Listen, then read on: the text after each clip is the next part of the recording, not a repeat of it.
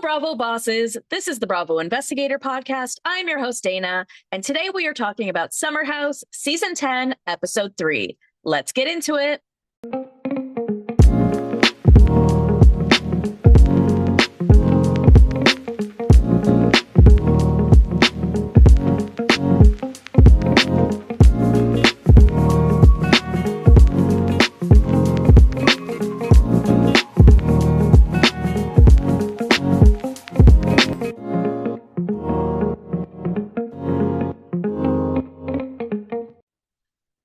Happy Thursday, everyone. I hope everyone's had an amazing week so far. This is my first week of work, and today was my third day.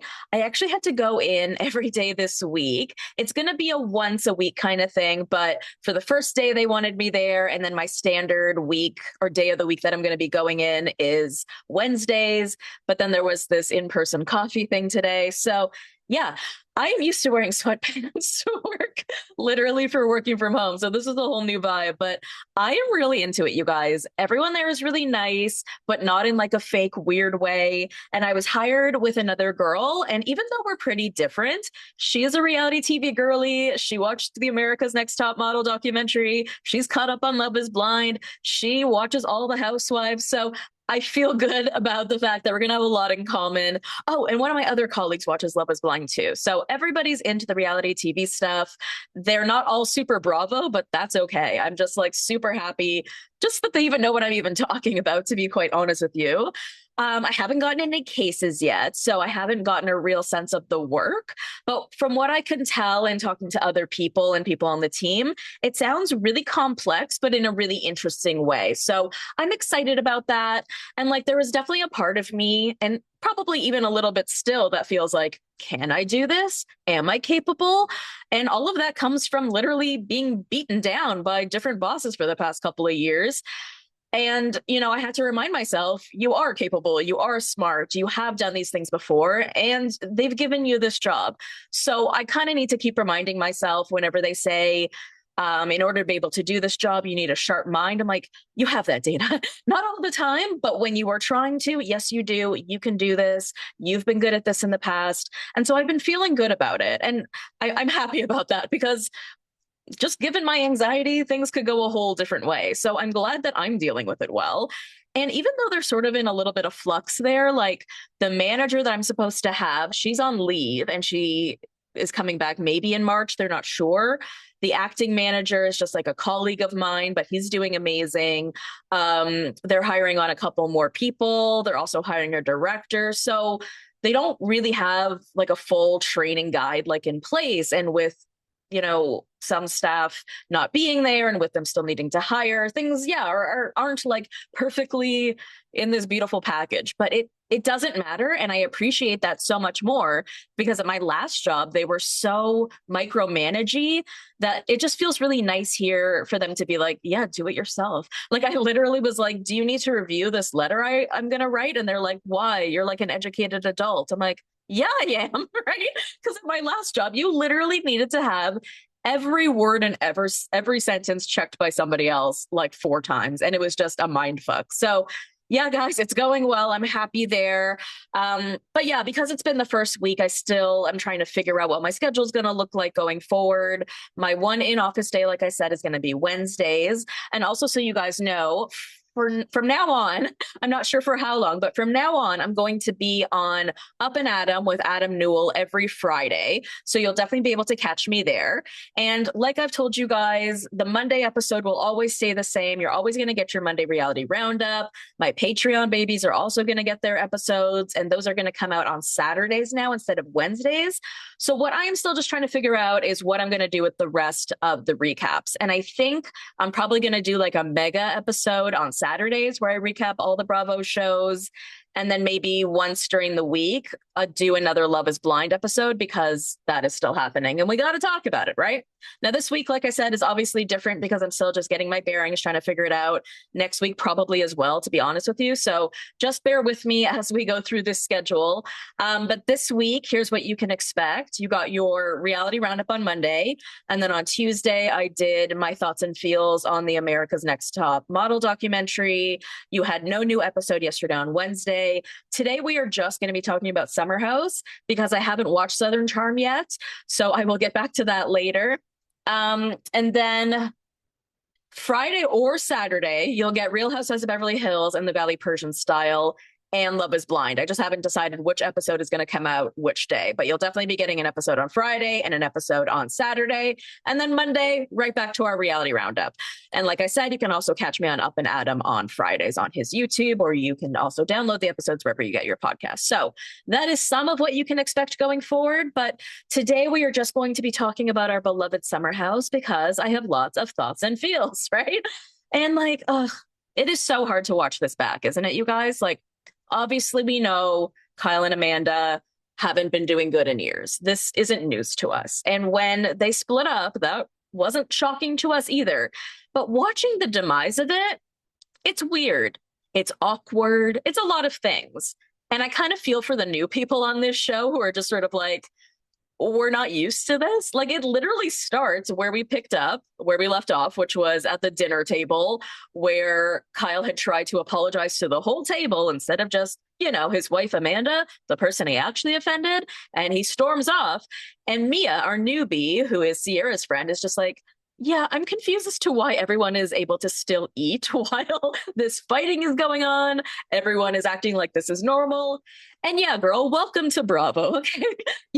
This is what you're going to get used to. There's going to be a lot of fighting at dinner parties. And yeah, you're going to have to eat while through it because otherwise you're just not going to get to eat at all. But yes, definitely get used to fighting at dinner parties, which is also something Amanda Francis claims that she wasn't aware of.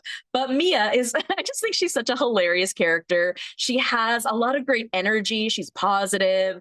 She's like dancing around with everybody else, asking questions. And so I just think she's going to be such a good fit, even though we haven't gotten a ton of her just because of her energy. And I believe I even said this last week, so I don't want to be like too repetitive, but I think to be able to be successful on this show and in this group of friends, you need to have an extroverted personality type because I'll be honest, I could never be the type that like goes and hangs out with a bunch of people I don't know and has sleepovers with them every weekend. Also goes out on parties with them, right? Like I'm not a partier, I'm a homebody, right? So you need to have this certain kind of personality, and she is such a beautiful fit.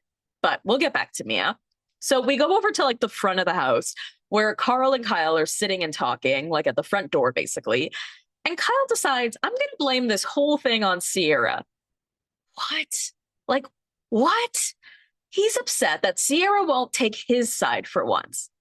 Why would Sierra take your side? Sierra is Amanda's friend. She is here for Amanda. And then he's like, well, I just can't win because if I apologize, I'm just going to be like laughed at or crucified. And then that just eggs on Amanda.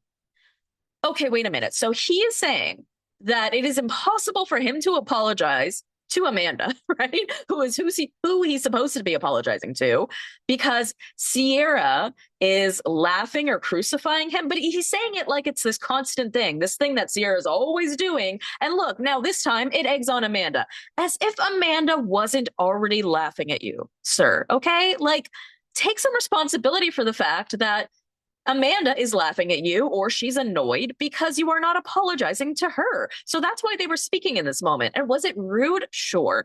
And because Kyle is sort of speaking in like this really monotone way this season where he's like I was just trying to apologize. You feel compelled to feel bad for him. And I get that. But at the same time, it's like Sierra is here for Amanda. You need to have a better read on this situation, right? Like he can't read these situations well. He's never taking any accountability. And that's the problem. The fact that you are apologizing to the whole table is ridiculous. And actually, in my opinion, it's actually kind of offensive to Amanda because he's basically saying, I'm not sorry to you specifically. I'm sorry for like upsetting the house, ruining the vibe, all of that stuff. I'm more sorry to a house full of people, some of whom I've just met, than I am to my actual wife. That is what he's saying, like point blank. And then he's like, why can't Sierra be a friend to both of us? She is, but she's always going to be more of a friend to Amanda. And why don't you want her to have that? That's like literally the last person that Amanda has in the house. You have all the guys. Let her have her last friend. Like, Jesus Christ. So West apparently does not know where he stands with Sierra, which is totally fair because it has been like a whole year of like, is she going to forgive him? Are they going to be friends? What's going on?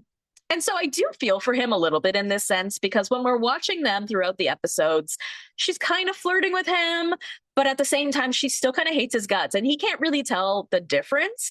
He also can't really ask her because they're not really talking as friends. So, like, there's a couple little scenes where, like, she's flipping his hat off, or like they kind of do this cute little, like, smirk at each other at the end of the episode.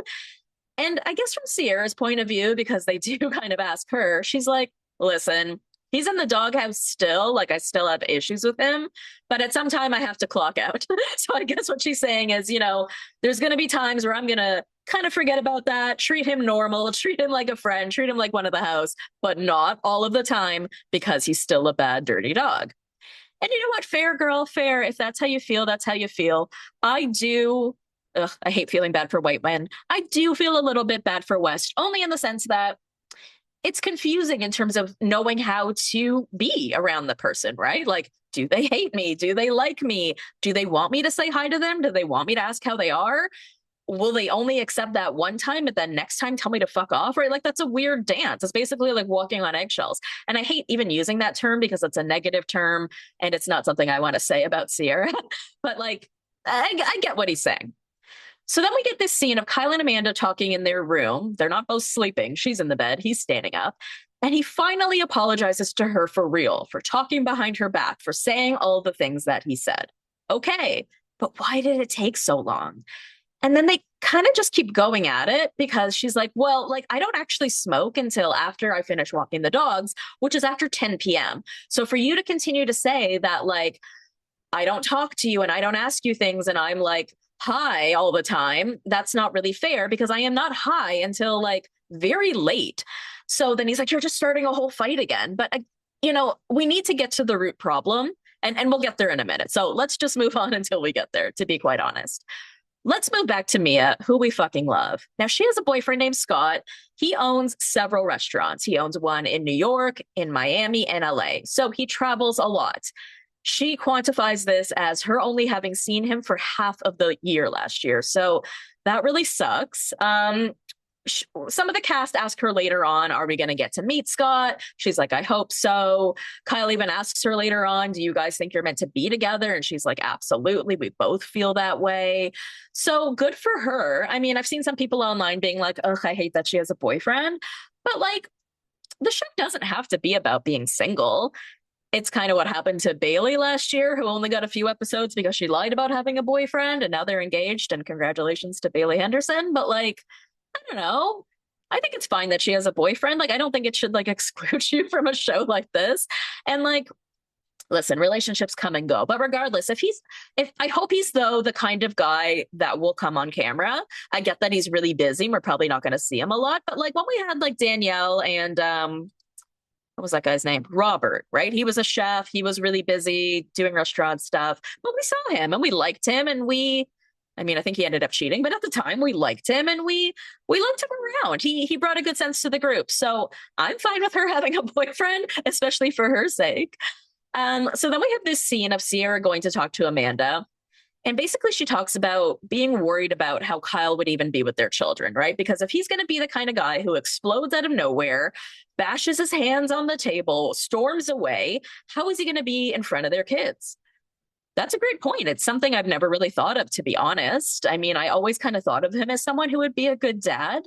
But the way he blows up, which to us is funny, right? We've always thought it was sort of funny, the way he cries and the way he freaks out. But at the same time, you got to be different when you have kids, right? You kind of can't be someone who's going to storm away or be violent, right? And then you also don't want to pass those traits down to your children as well. So these are all like very valid thoughts that Amanda's having. And it's funny because, Amanda has been talking for years about wanting kids and then not wanting kids and going back and forth about it. And maybe one of the reasons that she doesn't feel ready right now is this, right? Maybe she's actually worried about Kyle's ability to be a parent. He's always talking about her ability, but what about Kyle? Not just the fact that he's never fucking home, but also just the way the way he reacts to minor things. And it makes me concerned about the way he would react to major things, to be quite honest. Now, Amanda ends up saying something really sad that, like, I hate is within her. She says that sometimes she doesn't know if she would ever be good enough for someone else. And of course she is, right? And Sierra supports the fuck out of her, obviously. But I think this comes from, like, and this is no shame to Kyle because I think that they are just in a bad relationship. And so they say bad things to each other. I will say that. But I think him sort of like beating her down over the years and saying that she's not interesting. I mean, we'll get to that later because he says some pretty shitty things about her later when we're at the beach. But yeah, like the way he speaks about her, I mean, he's always sort of treated her as like lazy and called her that, right? So the way that he portrays her is probably not that different from the way that he treats her. And therefore, she probably has a lot of insecurity and self worth issues from being in this relationship. And that is probably another reason or another thing that has kept her in this relationship for longer than maybe she would be, right? And I think that happens to a lot of people where their partner, whether knowingly or not, sort of beats them down into thinking that they can't do any better. I mean, I dated someone like that who basically told me that I had no interest, I wasn't funny, I wasn't smart. And treated me that way. And so when I got out of that relationship, I remember distinctly going up to one of my friends because I had a date coming up and I was worried about what to talk about because my ex had convinced me I was not interesting and I had no interest. And I was like, hey, I need you to tell me what your like interests are so that I can lie about it for this date. And she just looked at me like, Dana, that is so sad. Of course you have interest. Of course you're into things. Like you literally had somebody convince you that you weren't, right? And yeah, and until you kind of get out of that relationship and then realize you still got it in a way, not even with other people, but just as a person. And you can't really do that until you're out of that relationship, right? So Bailey sees a lot of herself in Amanda and she talks to Levi about this. And she says that she was in a similar situation, so it's hard to watch. And I basically said the same thing, right? And I think this must be so wild for Bailey and Levi. KJ, maybe not so much. Bailey and Levi probably wonder how much they should get involved, right? Because Amanda's a girl and should they be there for her as a girl's girl, but they also don't want to get like too involved with something that they don't really know a lot about. So I am really glad that they have each other because it is sort of weird. But I do like that we are getting scenes of them talking about the Kyle and Amanda situation just so that we can get their points of view because they still have valid points of view, especially because they've been in similar relationships. So I still want to hear it, right? It just may not be something that Amanda wants to hear necessarily. So we have this scene of Jesse talking to Sierra and I think Levi about dating. And he's like, oh, I've been single for a long time. And Sierra's like, it's been a year, like since Lexi. And Jesse's like, oh, I barely dated Lexi. We dated for 8 weeks. And like, still to this day, man, I don't know. You said you loved her. You said she was your girlfriend. I don't know why you keep dumbing it down. But anyways, he's still just trying to figure it out. He's just like, I want someone who is maybe kind of strong. And then Sierra really backs that up. She's like, you need somebody who puts you in your place and tells you what's what. And then, she talks to the producer about it, and the producer's like, are you basically describing yourself? And she's like, I think that that's just the kind of girl that is good for him, though. He likes to be bossed around. He likes to be told what to do. And, Jesse does agree with all that. She's just saying, yeah, like you should find someone like me, basically, but she's not into him specifically.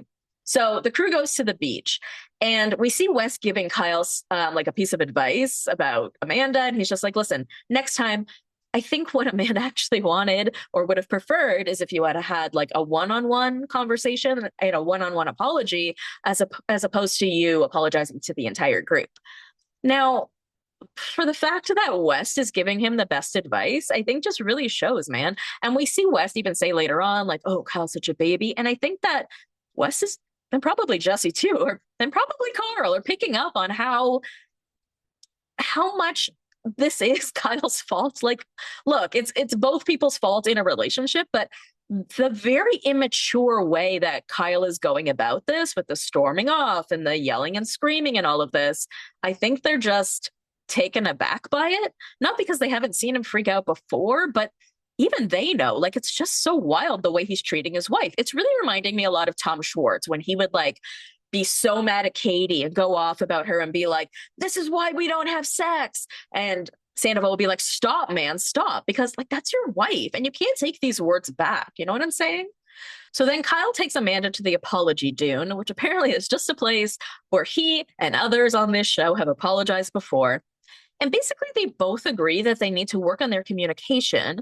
But Amanda's like, you can't expect me to do things for you, like check in on you, if you don't do things for me. And she explains, like, he needs to get his drinking under control. Then he starts like immediately defending himself by saying, like, I don't drink a lot, or when I did, it was because I was going through something. And Amanda's like, you don't understand. Like, when you go and do that, I have to put up with the drinking, also the going out late, and also the rumors. I am constantly getting rumors that you are cheating on me. And this is where the anger stems from. Because Kyle is trying to be like, this isn't just an issue with my drinking. So stop trying to, what's the word? Like, trivialize it down to that. It's a much bigger thing. But she's explaining, very rightfully so, that my anger is stemming from here. Okay. We have been through this time and time again, but I will explain it. Okay. Back when he cheated on her in season 4, he said that he did not remember cheating on her. He does not remember getting drunk. He does not remember sleeping with this girl. So he is continuously putting himself in situations, regardless, though, where this could happen again. Because if it's possible for you to get drunk and black out and cheat on her, then you would think that he would not put himself in situations where that can happen again. Because he is unaware as to whether that'll happen or not, you would think he wouldn't get piss drunk all the time. But he has continued to do that since this time. And this is why it's continued to be an issue for her. Not just the rumors, but the trust issues, because he did cheat, and he cheated when he apparently was drunk and blacked out. So he continues to put himself in those situations. Therefore, she continues to have issues with him because he continues to do the thing that he knows is going to upset her. I mean, it's so simple to me that I just don't understand why it's not simple to him. So then Kyle does what Kyle does and starts like screaming obscenities at her. And he's like, well, I think we have an issue with compatibility, intimacy, common interests, chemistry. Okay, what do you want her to do about those things? Honestly, if you don't feel that you have chemistry or common interests, don't be with her then. Like, and this is not even the first time that he has said these things. He has said them before their wedding. He was saying the only thing we have in common in love is Loverboy. Well, if that's how you truly believe, don't be with her. And I've said the same thing about the whole laziness concept. When they moved in together, he saw the way she liked to live. He told his mom about it, and he said, I hope she will change. And his mom said, you have to love her for who she is and where she's at. And he has never done that. That's the thing. And I guess you could make the same argument about Amanda, because Kyle has always been like a drunken fool and a cheater. But at the same time, it's reasonable for her to expect that at some point in time he will grow up. I'm sure she did not expect that at 44 years old he would literally still be doing this. And let's be honest, now that we know him better, I think we know he will be doing this well into his 90s, right? But like, for Amanda, it's very clear that the anger stems from the possibility of cheating, which comes from going out, which comes from drinking, which comes from staying out late, right? Like, it's all in this same line. And so for him to just sort of act like she's dumbing it down to this one thing, she's not. She has explained the root of it. But I just don't understand when he says these things about her that you can't take back. When you say, like, we have issues with intimacy, chemistry, common interests, these are mean. I mean, these are real things you have to talk about in a relationship, but they are mean to say, like, we don't have chemistry. That's a mean thing to say to your wife. You know what I'm saying? But at the same time, like I said a couple of minutes ago, like, if you don't think that you have chemistry with your wife, then that's something that you need to look within yourself for, because not for chemistry within himself, but to decide whether you want to be with her. If you don't feel that you guys are compatible, if you feel that you guys don't have chemistry, if you feel that you guys don't have common interests, then yes, this is a bigger issue, but I also don't know why you are yelling at her about those things. If you feel that you are incompatible, you don't have common interests, and you don't have chemistry, then you should no longer be together. And that's a sad thing. I don't know why you are yelling. Anyways, so then Kyle just starts yelling about her blaming this all on the drinking. And then he's like, you're driving me to drink, which is the audacity. Then he walks away, but announces to everyone that maybe Amanda should get some drive, personality, intention.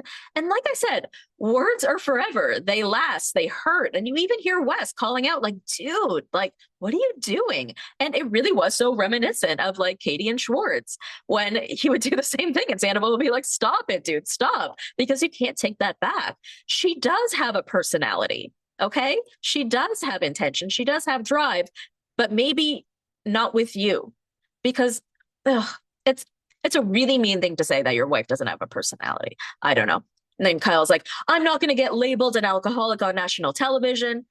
Bitch, you labeled her a druggie on national television. Like, are you kidding me? So Amanda explains to Kyle that she has asked him for the same thing repeatedly and he doesn't do it. And then he seems confused as to what she wants. Yes, this, because she has been telling him for years and years and years, here is what I want you to stop doing. I just don't understand why then he is always saying, I don't know what you want anymore. I don't know what'll make you happy. You do, you do, you do. She's told you. So now it makes me question, is he an alcoholic? Right? Like maybe it's crazy for me to even say, to even like not have thought that in the past. But if you were refusing to scale back on drinking, knowing that's the only thing she's ever really wanted from you, and knowing that she's more likely to be to reciprocate in terms of other things in the relationship, like asking you questions if you do something for her, your refusal to do it makes me feel like you must be an alcoholic. Like I can't think of any other reason here. So the producer asks Amanda if she thinks that Kyle cheated on her, and she's like, I mean, who knows? There's been rumors. He has cheated on me. And if you guys follow me on Instagram, you'll see that obviously I've posted a few posts over the last couple of days, or I guess it was just yesterday, some blind items that I got. And honestly, I'm upset. I'm upset that I got these blind items because I don't want them. I feel terribly for them.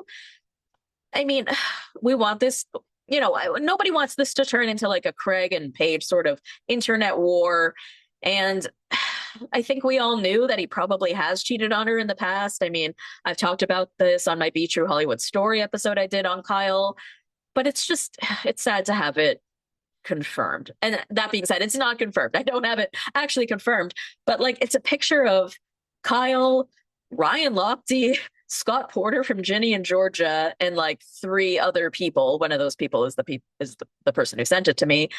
And Kyle looks completely drunk and out of it, but it's like apparently he cheated on her then and kissed some girl that night. So I don't know. It doesn't sound like it's something that didn't happen, right? Like it's something that we all are like, yeah, that sounds true.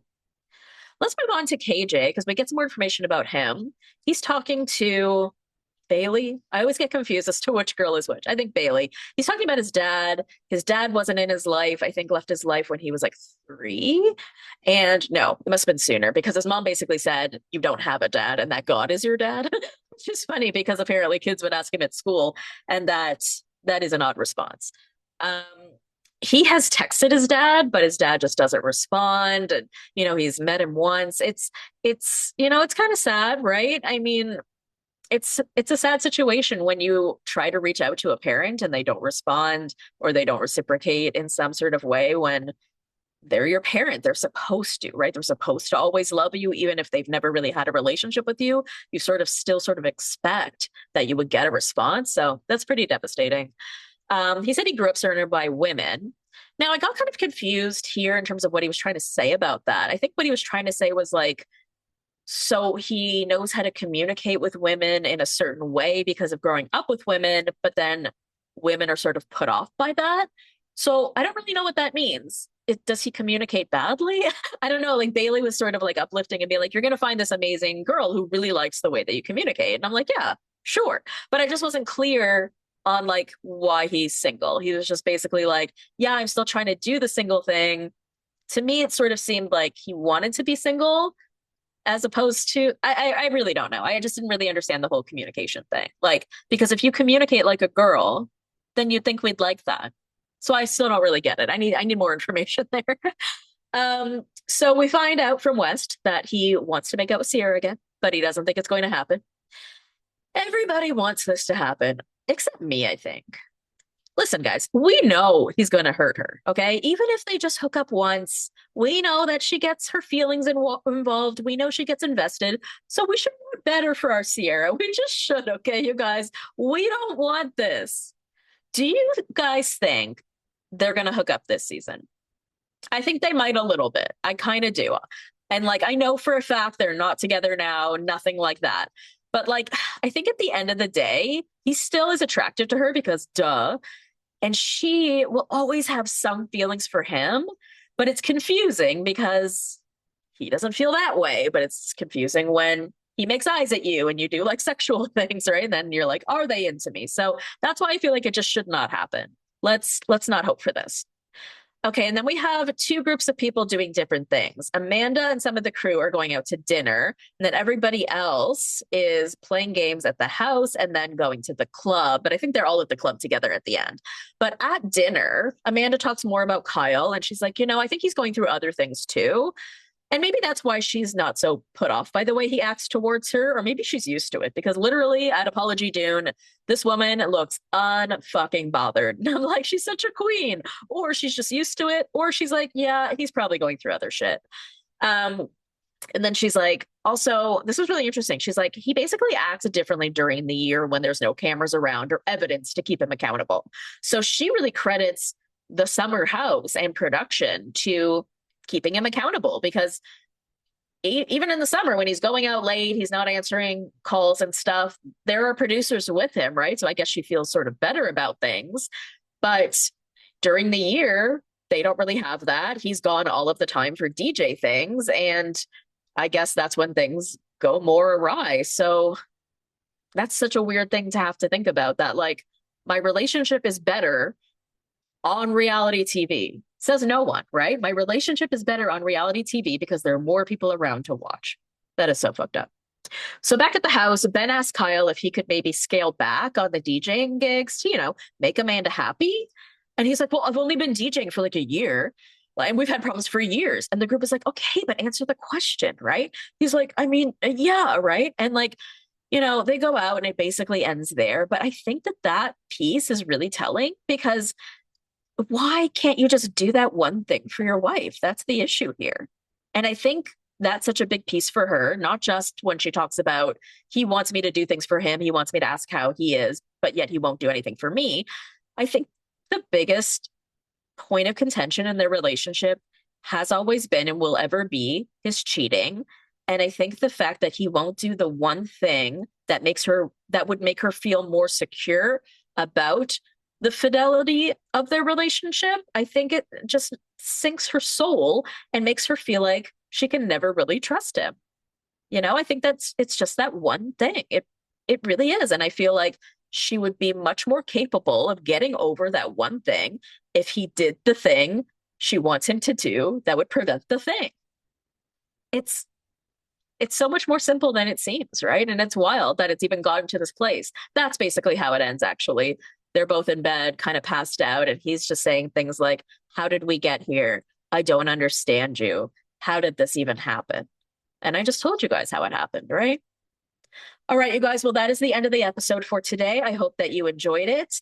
Until next time, you can follow me on Instagram, TikTok, and Threads at The Bravo Investigator. You can subscribe to my YouTube channel. This episode was just audio only, but you can watch the audio episode over there on YouTube. You can join the Facebook group, or it's more of a Facebook page. And then there's also the Patreon, which is patreon.com/The Bravo Investigator Podcast. And I love you, BBs. I will see you next time.